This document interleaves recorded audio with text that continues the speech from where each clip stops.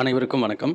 Benchmark academy சார்பாக வந்து பார்த்திங்கன்னா, அனைத்து அரசு தேர்வுக்கான பொது அறிவுக்கான கிளாஸஸ் வந்து பார்த்திங்கன்னா டெய்லி அப்லோட் பண்ணிகிட்ருக்கிறோம். ஸோ இன்னையிலேருந்து வந்து நம்ம கிளாஸஸ் வந்து ஸ்டார்ட் பண்ணுறோம். இந்தியன் பாலிட்டி அதிலேருந்து நம்ம ஸ்டார்ட் பண்ணுறதா இருக்கிறோம். இதெல்லாம் வந்து பார்த்திங்கன்னா டிஎன்பிஎஸ்சி குரூப் 2 எக்ஸாம்ஸுக்கான டெஸ்ட் பேட்சஸ் போயிட்டுருக்குது. எஸ்ஐ எக்ஸாமுக்கான டெஸ்ட் பேட்சஸ் அண்ட் ஆன்லைன் கிளாஸஸுக்கான அட்மிஷன் போயிட்டுருக்குது. காண்டாக்ட் பண்ணுறதுக்கு ஸ்க்ரீனில் வந்து பார்த்திங்கன்னா காண்டாக்ட் நம்பர் இருக்குது. அதனால் காண்டாக்ட் பண்ணுங்கள். இன்றைக்கி கிளாஸஸ் பார்ப்போங்க. ஃபஸ்ட்டு என்னென்னு பார்த்தீங்கன்னா, தேசிய மனித உரிமைகள் ஆணையத்தை பற்றி பார்ப்போங்க. இது என்னென்னு பார்த்தீங்கன்னா, இந்தியன் பாலிட்டியில் வரக்கூடிய ஒரு டாப்பிக்கு. இந்தியன் பாலிட்டி நம்ம மேஜராக பார்த்தீங்கன்னா 2 பிரிவாக பிரிக்கலாம். ஸோ அதில் ஒன்று என்னென்னு பார்த்தீங்கன்னா, அரசியலமைப்பு சார்ந்தது, இன்னொன்று அரசியலமைப்பு சாராத அமைப்புகள் அப்படின்னு சொல்லுவாங்க. அதாவது கான்ஸ்டியூஷனல் பாடி அண்ட் நான் கான்ஸ்டியூஷனல் பாடி அப்படின்னு சொல்லுவாங்க, ரைட்டுங்களா? ஸோ இது எதில் வரக்கூடியதுன்னா, தேசிய மனித உரிமைகள் ஆணையம் அப்படின்றது பாலிட்டியில் எந்த இதில் வருதுன்னு பார்த்தீங்கன்னா, அரசியலமைப்பு சாராததில் இருக்கக்கூடியது, அதாவது நான் கான்ஸ்டியூஷனல் பாடியில் கவர் ஆகக்கூடியது, ரைட்டுங்களா?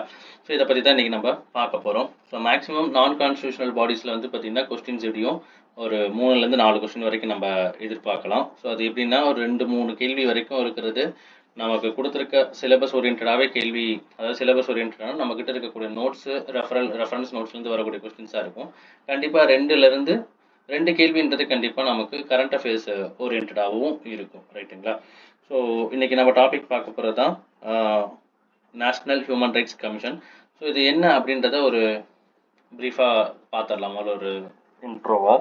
So national human rights commission அப்படின்றது நமக்கு மனிதருக்கான சுதந்திரம் மற்றும் உரிமையை பற்றி பேசக்கூடியது. இது எங்கேயாவது அத்துமீறப்பட்டால் ஸோ இவங்க இந்த அமைப்பு நமக்காக வந்து என்னென்னு பார்த்தீங்கன்னா வாதாடக்கூடியவங்க, இல்லை அந்த பிரச்சனையை என்னன்றதை கேட்டு சரி செஞ்சு கொடுக்கக்கூடியவங்க தான் யாருன்னா தேசிய மனித உரிமைகள் ஆணையம்.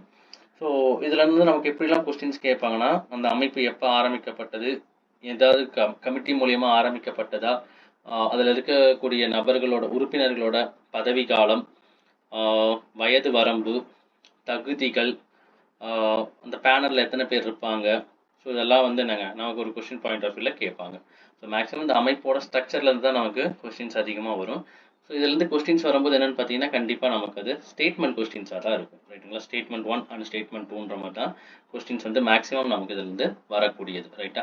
ஸோ கரண்ட் அஃபேர்ஸ் ஓரியன்டாக பார்த்தா இதில் என்னென்ன கேட்கலாம் அப்படின்னா, நேஷனல் ஹியூமன் ரைட்ஸ் கமிஷனோட கடைசி மீட்டிங் எங்கே நடந்துச்சு, அதுக்கு தலைமை தாங்கியவர் யார், எங்கே நடந்தது அப்படின்றது கேட்கலாம். அதோட கரு என்னவா இருந்தது, அதாவது நோக்கம் அல்லது மோட்டோ அப்படின்னு சொல்லக்கூடியதில் என்னவா இவங்க முன் வச்சுருந்தாங்க அப்படின்றத கேட்பாங்க அந்த மீட்டிங்கில், ரைட்டுங்களா?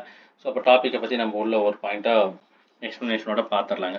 ஸோ மனித உரிமைகள் பாதுகாப்பு சட்டம், ரைட்டுங்களா? எந்த சட்டத்தின்படி மனித உரிமைகள் ஆணையம் வந்து உருவாக்கப்பட்டது அப்படின்னு பார்த்தீங்கன்னா 1993, ரைட்டுங்களா? ஸோ அப்போது எந்த சட்டத்தின்படி தொடங்கப்பட்டது அப்படின்னா 1993 ஆக்ட் படி மனித உரிமைகள் பாதுகாப்பு சட்டம் 1993 படி மனித உரிமைகள் ஆணைய சட்டம் தொடங்கப்பட்டது, ரைட்டுங்களா? ஸோ அப்போது எந்த வருஷம் இன்ட்ரடியூஸ் ஆச்சு அப்படின்னா அக்டோபர் 12, 1993 ஆண்டு தேசிய மனித உரிமைகள் ஆணையம் அமைக்கப்பட்டது. சட்டம் கேட்ட 1993, மனித உரிமைகள் பாதுகாப்பு சட்டம் தொடங்கப்பட்ட ஆண்டு 1993 அக்டோபர் 12ஆம் தேதி தேசிய மனித உரிமைகள் ஆணையம் தொடங்கப்பட்டது, ரைட்டா? இது ஒரு முக்கியமான கேள்வி. ஸோ ஒன்லைனர் கேள்வியை கேட்டால் இந்த மாதிரி கேள்விகள் கேட்கப்படலாம், ரைட்டா? ஸோ அடுத்தது என்னன்னு பார்த்தீங்கன்னா, இந்த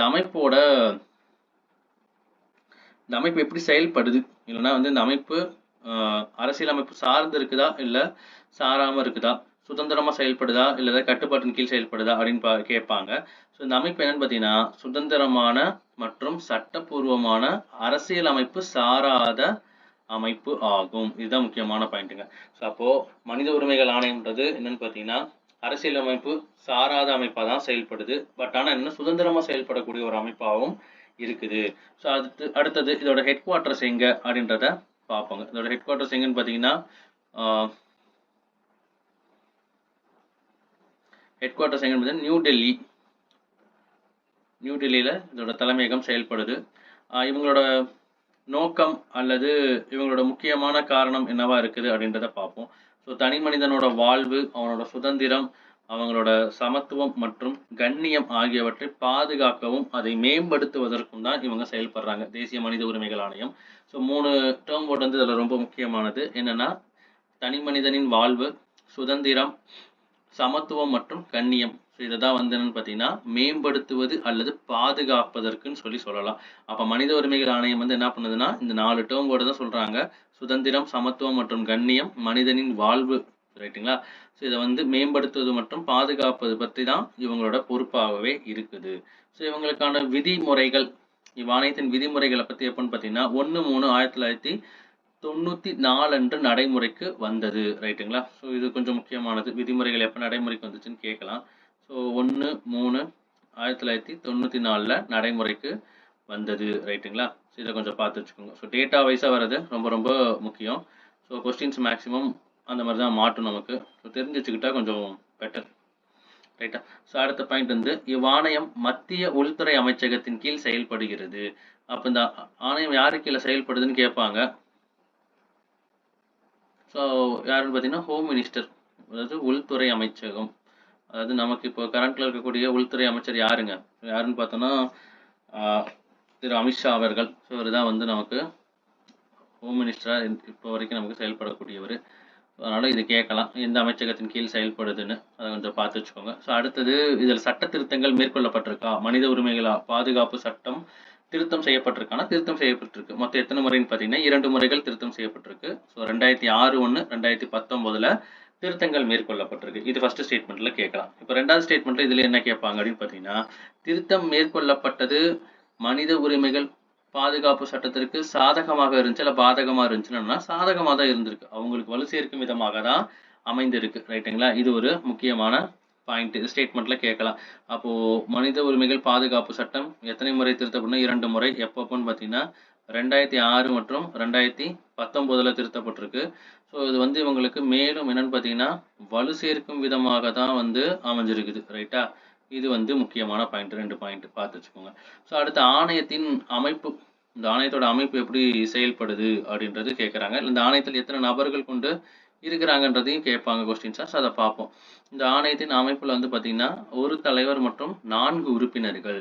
ஸோ நல்லா தெரிஞ்சுக்கோங்க, ஒரு ஆணையத்தின் மனித உரிமை ஆணையத்தின் மொத்த உறுப்பினர்கள் எண்ணிக்கைன்னு கேட்டால் 5 பேர். அதே வந்து உறுப்பினர்கள் எத்தனை பேருன்னு கேட்டால் 4 பேர். இது கொஸ்டின் எப்படி கேட்டா ஆணையத்தின் அமைப்பை பற்றி சொல்லுங்கன்னு சொல்லிட்டு மொத்தம் இடம்பெற்றுள்ள நபர்கள் எத்தனைன்னு கேட்டாங்கன்னா ஒரு சிலர் 5ன்னு கொடுக்கலாம். ஸோ இல்லைன்னா வந்துன்னா 4+1ன்னு கொடுப்பாங்க. அதாவது தலைவர் ப்ளஸ் என்னன்னா 4 உறுப்பினர்கள் அப்படின்னு சொல்லி கொடுப்பாங்க. ஸோ ஆப்ஷன் வந்து 5ன்னு இருக்கலாம், இல்லை 1+4 அப்படின்னு சொல்லியும் இருக்கும். ஆப்ஷன் எப்படி இருந்தாலுமே இது கரெக்டு தான், ரைட்டுங்களா? ஸோ அப்போ தலைவர் மற்றும் உறுப்பினர்களை பரிந்துரைக்கும் குழு, ரைட்டுங்களா? ஸோ அப்போ இவங்களை வந்து என்னன்னா பரிந்துரைக்கிறதுக்கு, தலைவர் மற்றும் உறுப்பினரை தேர்ந்தெடுக்கிறதுக்கு இல்லை அவங்க தேர்ந்தெடுக்கிறதுக்கான ஒரு குழு செயல்படுது, பரிந்துரைக்கும் குழு அப்படின்றது. ஸோ அதில் எத்தனை நபர்கள் செயல்படுவாங்கன்னு பார்த்தீங்கன்னா 6 நபர்கள் செயல்படுறாங்க, ரைட்டுங்களா? ஸோ அந்த 6 நபர்கள் யாருன்றது ரொம்ப முக்கியமானது, ரைட்டா? அப்போ அவங்க அந்த 6 பேர் என்னன்றது பார்த்துருவாங்க. ஸோ ஒன்று வந்து பிரதமர், ரைட்டுங்களா? பதவி வழி தலைவர். ஸோ அதனால் என்னென்னா ஒன்று பிரதமர் தான். அதுக்கு வந்து என்னென்னா ஆன்சர் பிரதமர். அவர் யாருன்னா குழு தலைவராக செயல்படுவார். அப்போ ஆப்ஷனில் வந்து பிரதமர்னு கொடுத்துட்டு அடுத்த ஆப்ஷன் என்னென்னா பாரத பிரதமர் யாருன்னா நம்ம நரேந்திர மோடியோட பேர் இருக்கலாம். பட் அப்படி இருக்கும்போது நரேந்திர மோடி அவரோட பேர் ஆன்சர் கரெக்டானு கேட்டால் தவறு, ரைட்டுங்களா? ஏன்னா இது பதவி வழியில தான் வந்துட்டு இதுக்கு அவர் தலைவராக இருக்க போகிறாரு. அதனால் வந்து என்ன பிரதமர், அது மட்டும்தான் அதுக்கு ஆன்சர் கரெக்ட், ரைட்டுங்களா? அடுத்து 2வது யாருன்னா மக்களவை சபாநாயகர் இருப்பார். 3வது மாநிலங்களவை துணைத் தலைவர் இதில் இருப்பார். 4வது நபர் யாருன்னு பார்த்தீங்கன்னா மக்களவை எதிர்க்கட்சி தலைவர். ஸோ மக்களவை எதிர்க்கட்சி தலைவரை பார்க்கும்போது ஸோ அவர் என்னங்க மொத்தம் வாங்கின வாக்கில் நாங்கள் 10ல் 1 வாக்கு வந்து வாங்கியிருந்தால் தான் அவர் எதிர்க்கட்சி தலைவராக அங்கீகரிக்கப்படுவார்.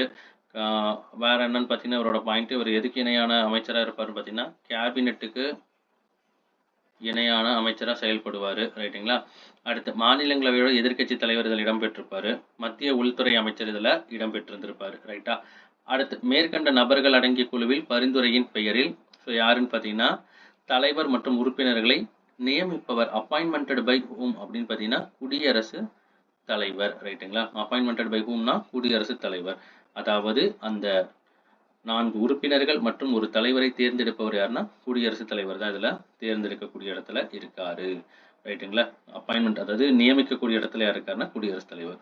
ஸோ பதவியில் இருக்கும் உச்ச நீதிமன்ற நீதிபதியை அல்லது உயர் நீதிமன்ற தலைமை நீதிபதியை உறுப்பினராக நியமிக்கும் போது ரைட்டுங்களா? ஸோ ஆக்டிவா இருக்கக்கூடியவங்க சுப்ரீம் கோர்ட்டோட சீஃப் ஜஸ்டிஸ் ஆர் ஹைகோர்ட்டோட சுப்ரீம் கோர்ட்டோட ஜஸ்டிஸ் அல்லது ஹைகோர்ட்டோட சீஃப் ஜஸ்டிஸா இல்லை ஜஸ்டிஸா இருக்கிறவங்கள இதோட ஹெட்டா தேர்ந்தெடுக்கும் போது என்னன்னா குடியரசுத் தலைவர் வந்து உச்ச நீதிமன்ற தலைமை நீதிபதியை ரைட்டுங்களா? ஸோ சுப்ரீம் கோர்ட்டோட சீஃப் ஜஸ்டிஸை ஒரு தடவை என்னன்னா ஆலோசனை கேட்டு இல்லைன்னா கலந்து ஆலோசித்து தான் வந்து அவங்கள இதில் மெம்பரா அப்பாயின்மெண்ட் பண்ணணும் ரைட்டுங்களா? இது ஒரு முக்கியமான விஷயம். ஸோ அடுத்தது என்னன்னா இதோட நிர்வாக அதிகாரியாக செயலாளர் செயல்படுகிறார். சில தேர்ந்தெடுக்கப்படுறாங்க பார்த்தீங்களா? ஸோ அந்த உறுப்பினர்லேயே ஒருத்தர் ஏன்னா நிர்வாக அதிகாரியா இருப்பாரு. அவர் தான் என்ன செயலாளராக செயல்படக்கூடியவராக இருப்பார் ரைட்டுங்களா? இது ஒரு முக்கியமான ஸ்டேட்மெண்ட் பாயிண்ட் பார்த்து வச்சுக்கோங்க. ஸோ அடுத்தது கீழ்கண்ட ஆணையத்தின் தலைவர்கள் இவ்வாணையத்தின் பதவி வழி முழு நேர உறுப்பினர்கள் இது கேட்பாங்க. ஸோ என்னன்னு பார்த்தீங்கன்னா முழு நேரமாக இதில் உறுப்பினராக யார் யாரெல்லாம் செயல்படலாம் அப்படின்றத முக்கியமான விஷயம். ஸோ அப்படி பார்க்கும்போது யார் யார் அப்படின்னு பார்ப்போங்க. ஸோ ஒன்று தேசிய சிறுபான்மையினர் ஆணையத்தின் தலைவர், தேசிய பட்டியலினத்தின் ஆணையத்தின் தலைவர், தேசிய பழங்குடியினர் ஆணையத்தின் தலைவர், அடுத்து தேசிய மகளிர் ஆணையத்தின் தலைவர்கள். ஸோ இது எல்லாமே என்னன்னு பார்த்தீங்கன்னா பிலாங்ஸ் டு மைனாரிட்டின்ற மாதிரியே நம்ம சொல்லலாம். சிறுபான்மையினர் கணக்கில் தான் மொத்தமாக சேரும். ஸோ அப்போ சிறுபான்மையினர் ஆணையம்னா என்னங்க? ஸோ ரிலீஜியஸ் வைஸ் பார்த்தா கிறிஸ்டியானிட்டி, இஸ்லாமிக் எல்லாம் என்னன்னா மைனாரிட்டிஸ் தான். ஸோ அதே மாதிரி என்ன பட்டியலினத்தவர் ஷெட்யூல்டு கேஸ்ட்ல இருக்கக்கூடியவங்க. ஸோ பழங்குடியினர் மலைவாழ் மக்கள் அல்லது ஷெட்யூல்டு ட்ரைப் அப்படின்னு சொல்லலாம். அடுத்து மகளிர் ஆணையத்தின் தலைவர்கள் பெண்களுக்கான நலன்களை மேம்படுத்துதலுக்காக இருக்கக்கூடிய மகளிர் ஆணையத்தின் தலைவர் இதில் வந்து இடம்பெற்றிருப்பாங்க. ஸோ இவங்க யாருன்னா இந்த 4 பேருமே யாருன்னா முழு நேர உறுப்பினர்கள் கணக்கில் வரக்கூடியவங்க. ஸோ அடுத்ததுன்னா தேசிய மனித உரிமைகள் ஆணையம் 5 பிரிவுகளாக கொண்டு செயல்படுகிறது ரைட்டுங்களா? ஸோ அந்த 5 பிரிவு என்னன்னா ஒன்று சட்டப்பிரிவு, ஸோ ஜுடிஷரி மெத்தடில் ஒன்று. ஸோ அடுத்து புலனாய்வு, ஸோ இது வந்து என்னன்னா இன்வெஸ்டிகேஷன் மெத்தடு. ஸோ அடுத்து ஆராய்ச்சி மற்றும் திட்டப்பிரிவு பிளானிங் மற்றும் ரிசர்ச். அடுத்து பயிற்சி அளித்தல், ஸோ ட்ரைனிங்கு. அடுத்து நிர்வாகம் அட்மினிஸ்ட்ரேட்டிவ் ரைட்டா? ஸோ இது 5ம் ரொம்ப முக்கியமானது. எத்தனை பிரிவுகளாக பிரிக்கப்பட்டதுன்னு கேட்டால் 5 பிரிவுகள். அந்த 5 பிரிவுகள் என்னென்னு கேட்டாங்கன்னா ஒன்று சட்டப்பிரிவு, 2வது புலனாய்வு பிரிவு, 3வது ஆராய்ச்சி மற்றும் திட்டப்பிரிவு, பயிற்சி அளித்தல் பிரிவு மற்றும் நிர்வாக பிரிவாக செயல்படுது. 5 பிரிவுகளாக ரைட்டா? ஸோ அடுத்து இவங்களோட தகுதிகள், இவங்களோட குவாலிஃபிகேஷன் என்னவா இருக்குன்றத பார்ப்போம். ஸோ ஆல்ரெடி பார்த்தோம் இந்த அமைப்போட மொத்த உறுப்பினர்கள் 5 பேர், ஒரு தலைவர், 4 உறுப்பினர்கள். ஸோ தலைவராக இருக்க வேண்டியதற்கான தகுதிகள் என்னென்ன அப்படின்னு பார்த்தீங்கன்னா ஸோ அவர் கண்டிப்பாக ஓய்வு பெற்ற உச்ச நீதிமன்ற தலைமை நீதிபதியாக இருத்தல் வேண்டும். கண்டிப்பாக ரிட்டையர்மெண்ட் ஆன சுப்ரீம் கோர்ட்டோட சீஃப் ஜஸ்டிஸாக இருந்திருக்கணும். ஸோ இதுதான் அவருக்கான தலைவருக்கான தகுதி. அதே முதல் உறுப்பினர், ஸோ ப்ரோட்டோகால் கொடுக்குறாங்க. ஃபர்ஸ்ட், செகண்ட், தேர்டு, ஃபோர்த்துக்கான ப்ரோட்டோகால். ஸோ அதுக்கான குவாலிஃபிகேஷன் சொல்கிறாங்க.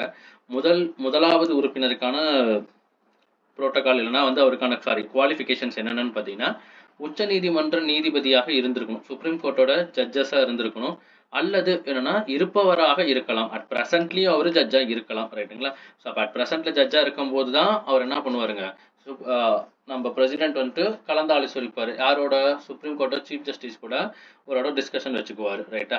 ஸோ அடுத்த 2வது நபர் எப்படின்னு பார்த்தீங்கன்னா உயர் நீதிமன்றத்தின் தலைமை நீதிபதியாக இருந்தவர் அல்லது இருப்பவராக இருக்கலாம். ஸோ இப்போ ஹைகோர்ட்டோட ஜட்ஜா இருக்கலாம் அல்லது இருந்திருக்கலாம், ரிட்டையர்மெண்ட் ஆயிருக்கலாம், இல்லைன்னா இப்போ வந்து அட் ப்ரெசென்ட்ல இருக்கிறவராகவும் இருக்கலாம். ஸோ அப்பயும் என்னன்னா கண்டிப்பாக பிரசிடென்ட் சீஃப் ஜஸ்டிஸ் கிட்ட, சுப்ரீம் கோர்ட்டோட சீஃப் ஜஸ்டிஸ் கிட்ட ஒரு தடவை கலந்து ஆலோசிக்கணும்.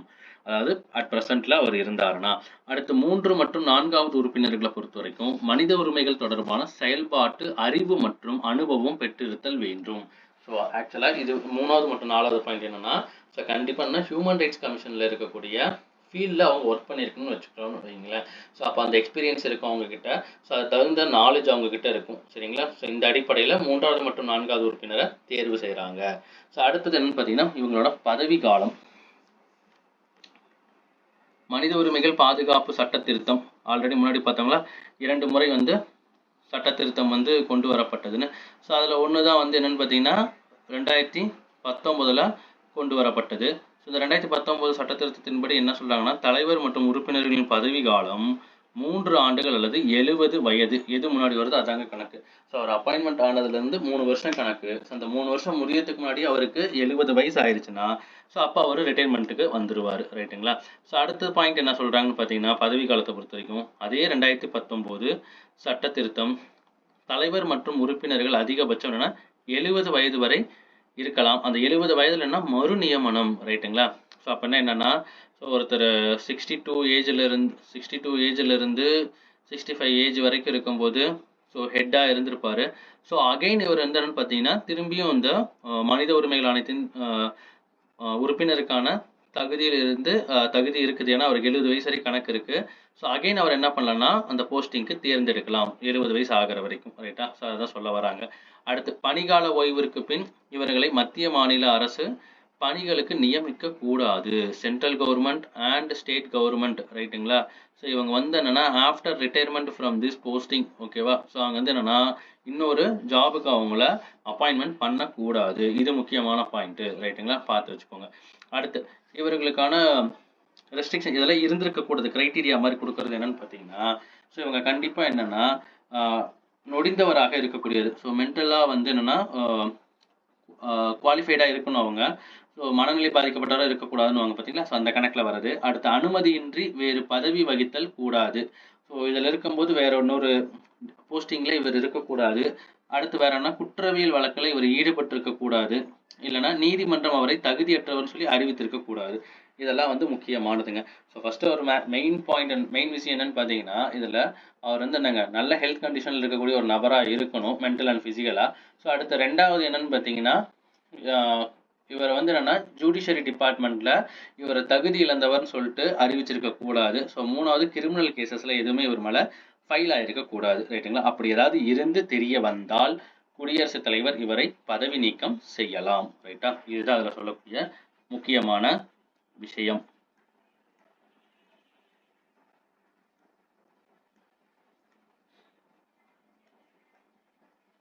அடுத்த பாயிண்ட் பார்க்கலாங்க. தலைவர் மற்றும் உறுப்பினர்களின் மீது தகுதியின்மை அல்லது தவறான நடத்தை ஆகிய காரணங்களுக்காக உச்சநீதிமன்றம் விசாரணை நடத்திய பின்னர் பதவி நீக்கத்தை வலியுறுத்தினால் குடியரசுத் தலைவர் இவர்களை பதவி நீக்கம் செய்யலாம். ஸோ மேற்சொன்ன கணக்குப்படி தான். ஸோ என்னன்னு பார்த்தீங்கன்னா அதாவது குற்றவியல் வழக்குகள் அல்லது நீதிமன்றம் இவரை தகுதியற்றவர் அறிவித்திருக்குன்னு தெரிஞ்சா ஸோ அதுக்கான கேசஸ் நடத்துவாங்க. ஸோ அந்த விசாரணைக்கு அப்புறம் கோர்ட் வந்து ஒருவேளை ஆர்டர் இஷ்யூ பண்ணுறாங்க, இல்லை சொன்னபடியே இவர் மேலே கிரிமினல் கேசஸ் இருந்திருக்கு, இல்லைனா இவர் தகுதியற்றோன்னு சொல்லி ஆல்ரெடி ஜுடிஷியரி டிபார்ட்மெண்ட் சொல்லியிருக்குன்னு இதெல்லாம் விசாரணை மூலம் தெரிஞ்சதுக்கு அப்புறம் தான் குடியரசுத் தலைவர் என்னன்னு பார்த்தீங்கன்னா இவரை பதவி நீக்கம் செய்வார். ரைட்டுங்களா? அடுத்து சம்பளம் மற்றும் சலுகைகள் பற்றி பார்ப்போம். இவரோட சம்பளத்தை பொறுத்த வரைக்கும் ஆணையத்தின் தலைவர் மற்றும் உறுப்பினர்களோட சம்பளம் இதை பொறுத்த வரைக்கும் என்னன்னு பார்த்தீங்கன்னா பிற சலுகைகள் இது எல்லாமே வந்து என்னன்னா மத்திய அரசு அவ்வப்போது இதை நிர்ணயிக்கிறாங்க. ஸோ இது கான்ஸ்டண்ட்டாக சொல்ல முடியாது நம்மளால. இது யாரோட டிசிஷன் பாயிண்ட் ஆஃப் வியூவில் இருக்குன்னா சென்ட்ரல் கவர்மெண்ட்டோட டிசிஷன் பாயிண்ட் ஆஃப் வியூவில் இருக்குது. ஸோ அவங்களுக்கான சேலரி படிகள் மற்றும் அலவன்ஸ் இதெல்லாம் கொடுப்பாங்க. ரைட்டுங்களா? ஸோ இது எல்லாமே யாரோட இதில் கண்ட்ரோல் இருக்குன்னு பார்த்தீங்கன்னா சென்ட்ரல் கவர்மெண்ட். ஸோ அவங்களோட டிசிஷன் அத்தாரிட்டியில் தான் இருக்குது. ஸோ இது கரெக்டாக பெர்மனெண்ட்டாக சொல்ல முடியாது. அவ்வப்போது அது வந்து சேஞ்சஸ் ஆகலாம். ரைட்டா? அடுத்த பாயிண்ட் ஆணையத்தின் அதிகாரங்கள். இவங்களுக்கான அதிகாரங்கள் என்னெல்லாம் கொடுக்கப்பட்டிருக்கு அப்படின்ட்டு பார்ப்போம். இது கொஞ்சம் முக்கியமானது. ஸ்டேட்மெண்ட் கொஸ்டினில் குரூப் 2ல இது கேட்கலாம். ஒரு டிகிரி ஸ்டாண்டர்ட் எக்ஸாம்ஸில் இது கொஞ்சம் ஸ்டேட்மெண்ட்டில் கேட்பாங்க, பார்த்து வச்சுக்கோங்க. ஸோ தேசிய மனித உரிமைகள் ஆணையத்தின் உரிமையல் நீதிமன்றத்தின் அதாவது சிவில் கேசஸ் இருக்குது பார்த்தீங்களா? சிவில் கேசஸ் நடத்தக்கூடிய ஒரு நீதிமன்றத்திற்கு உரிய அனைத்து அதிகாரங்களும் இவர் பெற்றிருப்பார். தேசிய உரிமை ஆணையத்தில் இருக்கிறவங்களுக்கு. ரைட்டுங்களா? அதில் இருக்கக்கூடிய ஆணையத்தில் இருக்கக்கூடியவங்க வந்து என்னென்னு பார்த்தீங்கன்னா உரிமைகள் நீதிமன்றத்தின் உரிய அனைத்து அதிகாரத்தையும் சிவில் கேசஸ் நடத்தக்கூடிய கோர்ட்டில் இருக்கக்கூடியவங்களுக்கான அனைத்து அதிகாரங்களும் இவங்களுக்கும் உண்டு.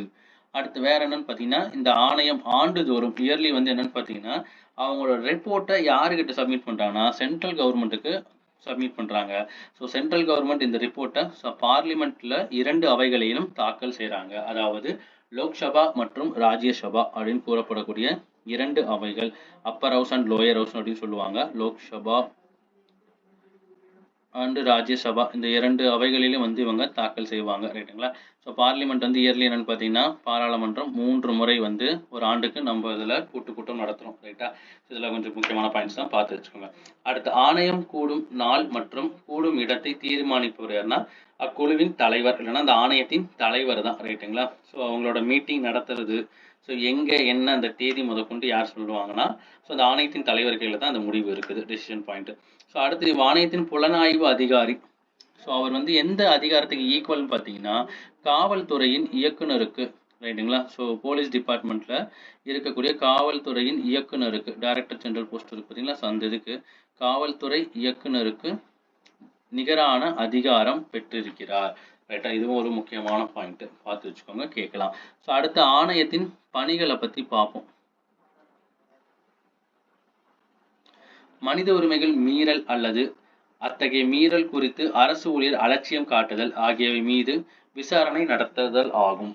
ஸோ அப்படின்னா என்னங்க, இதுக்கு என்ன சொல்றதுன்னா, எங்கேயாவது ஒரு இடத்துல மனித உரிமை மீறப்பட்டிருந்திருக்கலாம். ஸோ ஒரு குறிப்பிட்ட ஏதாவது இன்சிடென்ட்ஸ் ஏதாவது நடந்திருந்திருக்கலாம், ஒரு வில்லேஜ்லேயோ இல்லை ஒரு குறிப்பிட்ட சமூகத்தினருக்கோ யாருக்கோ ஒரு விஷயம் நடந்திருக்கலாம். ஸோ அந்த விஷயத்தை எடுத்துட்டு கொண்டு போய் என்னன்னா, ஒரு கவர்மெண்ட் ஆஃபீஸில் இருக்கக்கூடிய சம்மந்தப்பட்ட நபருக்கு இதை அறிவிக்கிறாங்க, இது மேலே ஆக்ஷன் எடுங்கன்னு சொல்கிறாங்க. ஸோ அப்போ அதை அவங்க ஆக்ஷன் எடுக்கலை அப்படின்னா, ஸோ என்னென்னா மனித உரிமைகள் ஆணையம் வந்து இது மேலே என்ன விசாரணை நடத்துறதுக்கான முழுக்க அவங்களுக்கான அதிகாரங்கள் இருக்குது. இதை தான் முதல் பாயிண்ட்ல சொல்கிறாங்க. ஸோ ரெண்டாவது பாயிண்ட் என்னன்னு பார்த்தீங்கன்னா, மனித உரிமை மீறல் வழக்குகளை தன்னை இணைத்து கொள்ளுதல். ஸோ ஏதாவது வந்து கேசஸில் வந்து என்னன்னா ஹியூமன் ரைட்ஸ் வந்து மீறப்பட்டிருக்கு அப்படின்னு தெரிஞ்சுன்னா, ஸோ இவங்க வந்து என்னென்னு பார்த்தீங்கன்னா அதில் இன்வால்வ் ஆகி இந்த கேஸை எடுத்து நடத்துவாங்க. ரைட்டுங்களா? ஸோ அதுதான் வந்து இதில் சொல்லப்பட்டிருக்கு. மனித உரிமை வந்து மீறல் வழக்குகளில் தன்னை இணைத்து கொள்ளுதல். ரைட்டுங்களா? ஸோ அடுத்தது வந்து என்னன்னா, மனித உரிமை குறித்த ஆராய்ச்சிக்கான மேற்கொள்ளுதல் மற்றும் ஊக்குவித்தல். ஸோ இது வந்து என்னன்னா, மனித உரிமைகள் நம்ம முன்னாடியே பார்த்துருப்போம். 3rd and 4th பர்சன் வந்து என்னன்னா, ஹியூமன் ரைட்ஸில் இருக்கக்கூடிய அந்த ஃபீல்டில் ஒர்க் பண்ணுறவங்கள தான் மெம்பர்ஸாக எடுக்கிறாங்க. ஸோ அப்போ ஒரு சில என்ஜிஓஸுக்கு வந்து இவங்க என்னன்னு பார்த்தீங்கன்னா ட்ரைனிங் கொடுப்பாங்க, இல்லைன்னா அவங்களை இன்னும் கொஞ்சம் என்கரேஜ் பண்ணுவாங்க.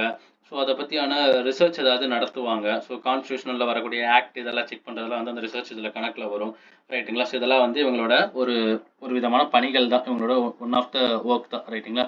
அடுத்து சமூகத்தின் மற்றும் பல்வேறு பிரிவினர்களுக்கிடையே மனித உரிமை கல்வியை பரப்புதல். ஸோ எஜுகேட் பண்ணுறதுங்க. ஸோ ஹியூமன் ரைட்ஸை பற்றி எஜுகேட் பண்ணுறது யாருக்கு? சொசைட்டிக்கு எஜுகேட் பண்ணுறது. மனித உரிமை கல்வியை பரப்புதல் சமூகத்திற்கு. ரைட்டுங்களா? இது ஒரு முக்கியமான விஷயம். அடுத்தது மனித உரிமைகள் துறையில் பணியாற்றும் அரசு சாரா அமைப்புகள் மற்றும் நிறுவனங்கள். மேலே சொன்னாங்களா அதே தாங்க, என்ஜிஓஸ் இருப்பாங்க. ஸோ மற்றும் நிறுவனங்களின் முயற்சிகளை ஊக்குவித்தல், அவங்களை இன்னும் கொஞ்சம் என்கரேஜ் பண்ணுறது. ரைட்டுங்களா? So human rights day commission day வரலாம். ஸோ இல்லை ஹியூமன் ரைட்ஸ் கமிஷனுக்கான ஒரு வீக்குன்னு செயல்படலாம். ஸோ அதுக்கான ஒரு மோட்டோஸ் லோகோஸ் எடுத்துகிட்டு ஸோ அவங்கள வந்து ஊக்குவிச்சு ஸோ அதை வந்து ஒரு கேம்பெயின் பண்ணுறது, இதெல்லாம் தான் வந்துட்டு இதில் சொல்லக்கூடியதுங்க. ஸோ அடுத்து வேறு என்ன பார்த்தீங்கன்னா, இவங்க ஊடகங்கள் மூலமாக, அதாவது செய்தித்துறை இருக்குது பார்த்தீங்களா, channels, TV channels, radio, FMs, so இதெல்லாம் வரக்கூடிய ப்ரோக்ராம்ஸில் வந்து என்னென்னு பார்த்தீங்கன்னா மனித உரிமையை பற்றி விழிப்புணர்வு ஏற்படுத்துவாங்க. ரைட்டுங்களா?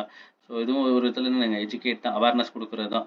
ஸோ அப்போ ஏதாவது டிபேட் ஷோஸ் போயிட்டு அதில் வந்து என்னென்னா மனித உரிமைகளை பற்றி அவங்க எக்ஸ்ப்ளனேஷன் கொடுக்குறது, இல்லை ஏதாவது ஒரு கேசஸ் சம்மந்தமாக வந்துட்டுனா டிபேட் ஷோஸ் நடக்கும்போது என்னென்னு பார்த்தீங்கன்னா, ஸோ அதில் அந்த கேஸை பற்றி எக்ஸ்பிளைன் பண்ணுறது. அடுத்து ஹியூமன் ரைட்ஸ் கமிஷனோட ஃபங்க்ஷன்ஸ் என்ன அப்படின்றதையும் அதில் அவங்க எக்ஸ்பிளைன் பண்ணுவாங்க. ரைட்டுங்களா? அடுத்து மனித உரிமைகள் மீறப்படும் போது பாதிக்கப்பட்டவர்கள் மனு செய்தாலோ, மீறப்படும் போது என்னன்னா பாதிக்கப்பட்டவர்கள் மனு செய்தாலோ அல்லது ஆணையம் தானாகவே முன்வந்து பாதிக்கப்பட்டவர்களை விசாரித்து உரிய நடவடிக்கைகளை எடுக்கும். ஒரு எக்ஸாம்பிள் இது, நாங்கள் லாக்அப் டெத் கேஸ் ஏதாவது நடந்துருச்சு அப்படின்னா போலீஸ் ஸ்டேஷனில், ஸோ அவங்க ஒரு வேளை ஃபைல் பண்ணாமலே விட்டுருக்கலாம், ஸோ அஃபெக்ட் ஆனவங்க பக்கத்தில். பட் ஆனால் இது விஷயம் தெரிய வந்துச்சுன்னா மனித உரிமைகள் ஆணையம் அவங்களே வந்து இதை எடுத்து முன் வந்து நடத்துவாங்க. அடுத்து அரசியலமைப்பு மற்றும் உலக அளவிலான ஒப்பந்தங்கள் மூலம் மேலும் உறுதி செய்யப்படுற உயிர் வாழும் உரிமை, சுதந்திரம், தனி மனித உரிமை ஆகியவற்றை இவ்வாணையம் உறுதி செய்கிறது. ஸோ அப்போ வேர்ல்டு லெவலில் வந்துட்டு என்னன்னு பார்த்தீங்கன்னா இருக்கக்கூடிய எம்ஓயூஸ் அப்படின்னு சொல்லுவாங்க, மெமோரண்டம் ஆஃப் அண்டர்ஸ்டாண்டிங் அப்படின்னு சொல்லுவாங்க. ஐநா சபையோட அதாவது எம்ஓயூஸ் போட்டிருந்துருக்கலாம், இல்லை நம்மளோட அரசியல் அமைப்பில் இருக்கக்கூடிய சுதந்திரம், அதாவது மனித உரிமைக்கான சுதந்திரங்கள் என்ன அப்படின்றத ஸோ இவங்க என்ன பண்ணுவாங்கன்னா உறுதி செய்கிறாங்க, ரைட்டுங்களா? ஸோ ஒவ்வொரு டைம் வந்து ஏதாவது கேசஸ் நடக்கும்போது ஸோ இந்த ஆணையம் வந்து அதை வச்சு என்ன பண்ணுறாங்கன்னா உறுதி செய்கிறாங்க அப்படின்றத சொல்ல வராங்க, ரைட்டுங்களா? ஸோ இது ஒரு முக்கியமான பாயிண்ட் தாங்க, பார்த்து வச்சுக்கோங்க. ஏன்னா வந்து எங்கேயாவது ஸ்டேட்மெண்ட் கொஸ்டின்ஸில் இதெல்லாம் கேட்கலாம். இவங்களோட பணிகளில் எது சரியானது இல்லை எது தவறானதுன்னு சொல்லி கேட்பாங்க. அடுத்து பார்த்தீங்கன்னா இவ்வாணையத்தின் புகார்களை விசாரித்து அறிக்கை மட்டுமே வழங்க முடியும். ஸோ அப்போ இவங்களால என்னன்னு பார்த்தீங்கன்னா ஒரு விசாரணை நடத்துனாங்கன்னா ஹியூமன் ரைட்ஸ் கமிஷன் ஒருவேளை ஒரு என்கவுண்டர் கேஸுக்கு ஹியூமன் ரைட்ஸ் கமிஷன் விசாரணை நடத்துனாங்கன்னா அந்த புகாரை விசாரித்து இவங்க அறிக்கையை தான் வழங்க முடியும். அப்படி இந்த அறிக்கையை வழங்கினதை அரசு, சரிங்களா, அத்துடன் சில பரிந்துரைகளை வந்து என்ன பண்ணலாம்னா இவங்க வழங்கலாம், தவிர வழக்குகள் மீதான தண்டனைகளை வழங்க இயலாது. அப்போ இவங்களுக்கு என்ன தண்டனை வழங்கக்கூடிய உரிமை இவங்களுக்கு கிடையாது, இல்லை அதிகாரம் இவங்களுக்கு கிடையாதுன்னு சொல்லலாம். ஸோ அந்த புகாரை விசாரிக்கலாம், விசாரிச்சு அந்த புகாரின் மீது என்னன்னா ஒரு சில பரிந்துரைகளை அவங்க சொல்லலாம். அதை மட்டும்தான் பண்ண முடியும் தெரியும், தவிர அந்த வழக்கு மீதான தண்டனை அவங்களால வழங்க முடியாது. தேசிய மனித உரிமைகள் ஆணையத்தினால வழங்க முடியாது. ஸோ அது கேஸை கோர்ட்டில் நடத்தி ஸோ அதை அவங்க ப்ரூவன் பண்ணி ஸோ அங்கே கேஸ் தான் supreme court R high court அதுக்கான தண்டனையை கொடுப்பாங்க, ரைட்டுங்களா? ஸோ அடுத்து இதன் பரிந்துரைகளை அரசு ஏற்றுக்கொள்ள வேண்டும் என்று எந்த கட்டாயமும் இல்லை, ரைட்டுங்களா? இது ஒரு முக்கியமான பாயிண்ட். ஆனால் என்னன்னு பார்த்தீங்கன்னா ஒரு மாசத்துக்குள்ள அரசானது அந்த பரிந்துரைக்கான செயல்பாடுகளை விளக்க வேண்டும். யாருக்குங்க? தேசிய மனித உரிமை ஆணையத்துக்கு. ஸோ அதை பற்றி அவங்க விளக்கணும், ரைட்டா? இது முக்கியமான விஷயம், பார்த்து வச்சுக்கோங்க. அரசு ஏற்றுக்கொள்ள வேண்டும் என்று அவசியம் இல்லை, ஆனால் என்னன்னு பார்த்தீங்கன்னா ஒரு மாதத்துக்குள்ளே அவங்க கண்டிப்பாக என்ன பண்ணுங்க, இது அந்த பரிந்துரைக்கான செயல்பாடுகளை விளக்க வந்து அளிக்க வேண்டும், ரைட்டா? ஸோ அடுத்த பாயிண்ட், தேசிய மனித உரிமைகள் ஆணையம் என்னன்னு பார்த்தீங்கன்னா பல இதுக்கு முன்னுரிமை வந்து வழங்குறாங்க, ரைட்டா? ஃபர்ஸ்ட் ப்ரிஃபரன்ஸ் கொடுத்து ஒரு சில கேசஸ் எல்லாம் நடத்துவாங்க. ஸோ அது என்னென்னன்றதை பார்ப்போம். ஸோ என்ன சொல்கிறாங்க அப்படின்னு பார்த்தீங்கன்னா மக்களின் வாழ்வியல் சுதந்திரத்தை பாதுகாத்தல். ஸோ மக்களோட சுதந்திரம் எந்த விதத்திலையும் பாதிக்காத விதத்தில் அதுக்கான பாதுகாப்பை யார் செயல்படுறாங்கன்னா மனித உரிமைகள் ஆணையம் செயல்படுறாங்க. அதுக்கான முன்னுரிமையும் வழங்குறாங்க. அடுத்து மனித உரிமைகளுக்கு எதிராக கொண்டு வரப்படும் சட்டத்தினை ஆய்வு செய்தல். ஸோ அப்போ கான்ஸ்டியூஷனல் வைஸ்ல ஏதாவது புதுசாக சட்ட திருத்தங்கள் மனித உரிமை ஆணையத்துக்கு எதிராக மனித உரிமைகளுக்கு எதிராக கொண்டு வரப்பட்டதுன்னா அதை பற்றி ஆராய்ந்து ஆய்வு செய்து ஸோ அதை வந்து அதில் இருக்கக்கூடிய நல்லது கெட்டதை எடுத்து சொல்றது இவங்களோட முதன்மை வேலையாக கருதப்படுது. ஸோ அடுத்து என்ன சொல்றாங்க, மூணாவது பாயிண்ட், காவல்துறையினரின் அத்துமீறல்களை கண்டித்தல். ஸோ அப்போது ஒரு என்கவுண்டர் கேஸ் நடக்குது, இல்லை லாக்அப் டெத்து நடக்குது. ஸோ இதெல்லாம் வந்து அவங்க ஒரு இன்வெஸ்டிகேட் பண்ணி ரிப்போர்ட் கொடுத்து ஸோ கண்டிக்கிற இடத்துலையும் யார் இருக்கிறாங்கன்னு பார்த்தீங்கன்னா மனித உரிமைகள் ஆணையம் செயல்படுறாங்க. அடுத்து கற்பழிப்பு போன்ற தொடர்பான விசாரணைகளை நடத்துதல். ஸோ அப்போ ஒரு ரேப் கேஸ் ஏதாவது நடந்திருக்கு, ரைட்டிங்களா? ஸோ டெல்லியில் ஒரு ரேப் இன்சிடென்ட் நடந்திருக்கு, நம்மளுக்கு இங்கே பொள்ளாச்சியில் ஒரு ஹராஸ்மெண்ட்ஸ்லாம் நடந்திருக்கு. ஸோ அப்போல்லாம் என்னென்னா மனித உரிமைகள் ஆணையம் அதை வந்து எடுத்து அந்த கேஸில் அவங்க இன்வால்வ் ஆகி எந்த விதத்தில் வந்து மனிதனோட உரிமை பாதிக்கப்பட்டிருக்கின்றத ஸோ அவங்க ஒரு ரிப்போர்ட்டை கொடுப்பாங்க ஃபைல் பண்ணி, ரைட்டுங்களா? ஸோ அடுத்தது என்னன்னு பார்த்தீங்கன்னா பட்டியலினத்தவர் மற்றும் பழங்குடியினர் குறைகளை கலைத்தல். ஸோ அப்போது பிற்படுத்தப்பட்டோர் அல்லது தாழ்த்தப்பட்டோர் அப்படின்னு தாழ்த்தப்பட்டோர் வார்த்தை யூஸ் பண்ணக்கூடாதுங்க, பட்டியல் இனத்தவர் அல்லது பிற்படுத்தப்பட்டோர் அப்படின்னு சொல்கிறோம் பார்த்தீங்களா? ஸோ எஸ்சி எஸ்டிஸ் இந்த கேண்டிடேட்ஸில் வரக்கூடியவங்களை வந்துட்டு என்னென்னு பார்த்தீங்கன்னா அவங்களுக்கான குறைகளை, அதாவது சமத்துவமாக செயல்படாத இடத்துல, ரைட்டுங்களா? ஸோ அவங்களுக்கான அந்த குறைகளை வந்து என்னென்னா தீர்த்து வைக்கிறதுக்கான ஒரு ஒன் ஆஃப் த மீடியேட்டராக இவங்க இருக்காங்கன்னு சொல்லலாம், சரிங்களா? ஸோ அடுத்தது சிறையில் உள்ள கைதிகளின் வாழ்வாதாரத்தை கண்காணித்தல். ஸோ சிறைக்கு தண்டனை வாங்கிட்டு போகிறது என்னன்னா நம்ம நல்லபடியாக நல்லொழுக்கமாக திருந்தி வெளியே வரதுக்கு தான். ஸோ அப்போ உள்ள அதுக்கான ப்ராசஸ் நடக்கணும். ஸோ அப்போ உள்ள அவங்களுக்கு ஏதாவது ஒரு தொழில் சொல்லி தருவாங்க. ஸோ டிசிப்ளினாக இருக்கிறதுக்கான ஒழுக்கங்கள் சொல்லித்தரப்படும். அடுத்து யோகா கிளாஸஸ், ஸோ அடுத்து ஃபுட்டு, அவங்களுக்கான என்விரான்மெண்ட்டு, ஸோ இது எல்லாமே தான் நாங்கள் அவங்களோட வாழ்வாதாரத்தை பற்றி சொல்கிறது. ஸோ அப்போ அந்த வாழ்வாதாரம் கரெக்டாக இருக்கான்றதை கண்காணிக்கிறது யாரோட வேலையாக இருக்குன்னா மனித உரிமைகள் ஆணையத்தோட ஒரு முன் உரிமையில் இருக்கக்கூடிய ஒரு பணியாக இருக்குன்னு சொல்லலாம், ரைட்டா? ஸோ அடுத்தது என்னன்னு பார்த்தீங்கன்னா தேசிய மனித உரிமைகள் ஆணையத்தின் தலைவர்களின் வரிசை பற்றி பார்ப்போங்க. ஸோ முதல் தலைவர் ஸோ யாருன்னு பார்த்தீங்கன்னா 1993 96 இந்த காலகட்டத்தில் வந்து தலைவர் வந்து முதல் தலைவர் வந்து தேர்ந்தெடுக்கப்பட்டிருக்காரு. ஸோ அவர் வந்து யாருன்னா ரங்கநாத் மிஸ்ரா, இவர் தேர்ந்தெடுக்கப்பட்டிருக்காரு அப்படின்னா 1993 96 3 ஆண்டுகள் தான் பதவி காலம். ஸோ அது இங்கே மேட்ச் ஆகுது கரெக்டாக. ஸோ அடுத்தது மீதி என்னன்னு பார்த்தீங்கன்னா மீதி எல்லாத்தையும் ஒரு ஆர்டராக பார்த்து வச்சுக்கோங்க. அடுத்து கடைசி 2 பேர் கொஞ்சம் முக்கியமானது. ஸோ அருண்குமார் மிஸ்ரா, ஸோ இவர் வந்து என்னன்னா 21 24 காலகட்டத்துக்கு தலைவராக இருந்திருக்காரு. ஸோ அடுத்து விஜய் பாரதி சகானி, இப்போ ஆக்டிவாக அவர் தான் இருக்கார். 24லேருந்து அடுத்து 27 வரைக்கும் இவர் தொடருவார். ரைட்டா? ஸோ அன்டில் நவ் இவர் தான் இருக்காரு. இதுதான் வந்து என்னன்னு பார்த்தீங்கன்னா மனித உரிமைகள் ஆணையம், அதாவது தேசிய மனித உரிமைகள் ஆணையத்தின் அமைப்பு, அதோட பணிகள் மற்றும் அவங்களோட முன்னுரிமை வழங்கப்படக்கூடியது, அவங்க அதிகாரம், அதோட தலைவர்கள் யாரு அப்படின்றத பற்றி நம்ம பார்த்துருக்கோம். ரைட்டுங்களா? ஸோ இதுல இருந்து கண்டிப்பாக வந்து என்னன்னா ஒரு கேள்வி வரத்துக்கு வாய்ப்புகள் ரொம்ப ரொம்ப அதிகம் நான் கான்ஸ்டியூஷனல் பாடிஸ்ல இருந்து. ரைட்டா? ஸோ அதனால வந்து இது ஒரு தடவை கோ த்ரூ பண்ணுங்க. ஸோ சொன்னதில் ஏதாவது சந்தேகங்கள் புரியாமல் இருந்துச்சுன்னா கண்டிப்பாக வந்துட்டு கமெண்ட்டில் வந்துட்டு கொஸ்டின்ஸ் ரைஸ் பண்ணுங்கள். ஸோ அதுக்கான ஆன்சர் ரிப்ளை கொடுக்குறோம். கண்டிப்பாக புரியும். வீடியோ எங்கேயாவது புரியாத இடத்துல இருந்துச்சுன்னா பாஸ் பண்ணி ஸோ திரும்பி ரிப்பீட்டாக கேளுங்க. ஸோ கண்டிப்பாக புரியும். ரைட்டுங்களா? ஸோ கிளாஸஸ் இதோட முடிச்சுக்கலாங்க.